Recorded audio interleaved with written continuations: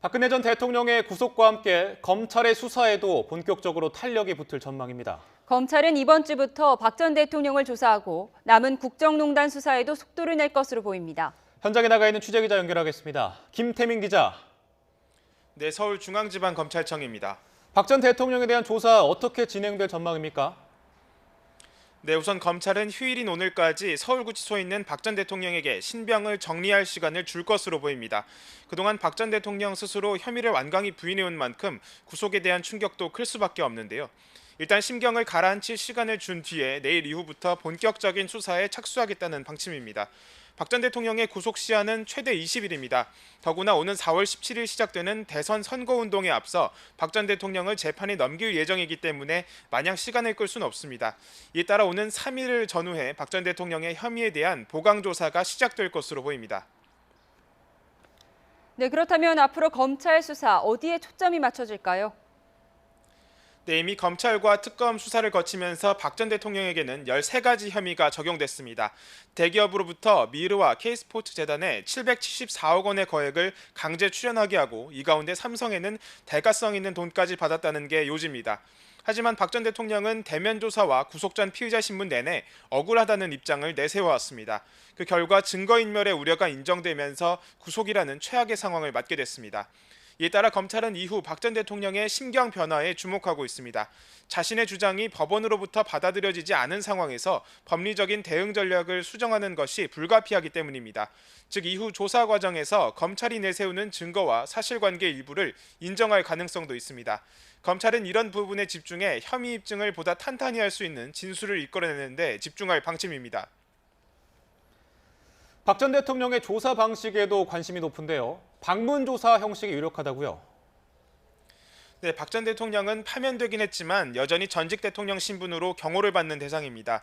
이 때문에 지난달 검찰 소환 조사와 영장 실질 심사 과정에서도 청와대 경호실과 경찰의 근접 경호를 받았습니다.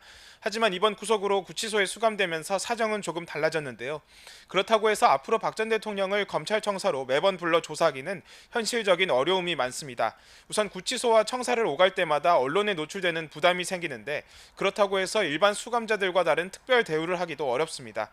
또 박 전 대통령이 건강상의 문제 등을 이유로 소환을 거부할 경우 강제로 구인하는 방법도 까다롭습니다. 앞서 검찰은 이런 문제를 어떻게 처리할지는 구체적으로 정해지지 않았다는 입장을 밝히기도 했는데 검사와 수사관들을 구치소로 보내 조사하는 방문 조사 형식을 유력하게 검토하고 있는 것으로 알려졌습니다. 네, 그럼 다른 국정농단 사건 수사 어떻게 진행될까요?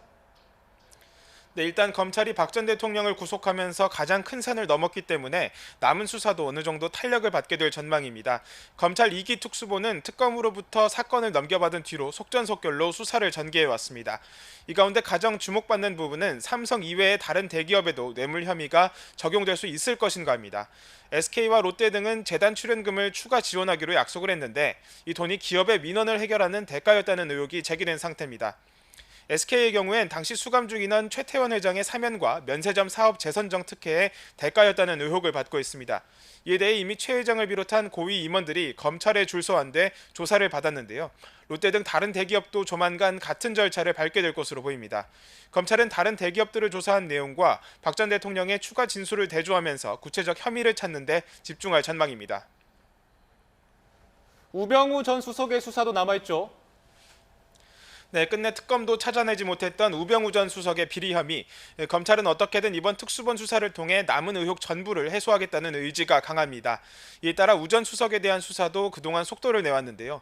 박근혜 전 대통령까지 구속 수감된 만큼 우 전 수석 수사도 힘을 낼 것으로 보입니다. 우 전 수석은 청와대 민정수석으로 재직하면서 공무원 인사 등에 과도하게 개입해 이른바 찍어내기 인사를 주도해왔다는 의혹을 받고 있습니다. 검찰은 이미 청와대 민정수석실 산하 사무실까지 압수수색하면서 증거 확보에 주력해왔습니다.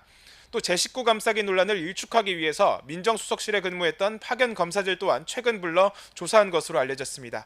이에 따라 그동안 확보한 증거와 참고인 진술 등을 토대로 혐의 전반을 세세하게 보강한 뒤 곧 우 전 수석을 불러 조사할 것으로 보입니다.